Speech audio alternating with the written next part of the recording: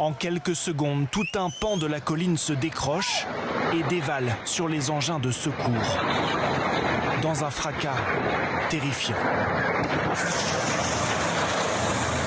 Un éboulement qui surprend les sauveteurs, déjà à la recherche de victimes d'un premier glissement de terrain qui a eu lieu quelques heures plus tôt. La terre a enseveli 2 maisons. 8 personnes sont décédées, 3 femmes, 4 hommes et une fillette de 3 ans. Petit à petit, c'est tombé par petites portions.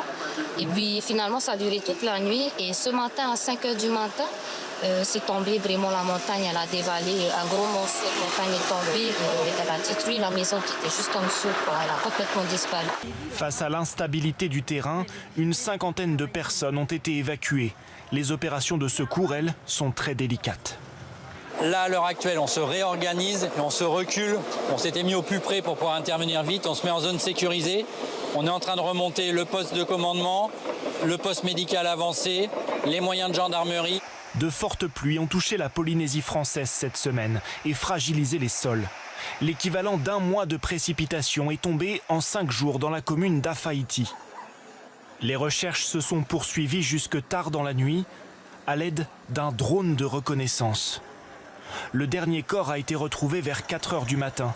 Selon les autorités, il n'y aurait plus désormais d'autres victimes dans les gravats. Une enquête pour homicide involontaire a été ouverte.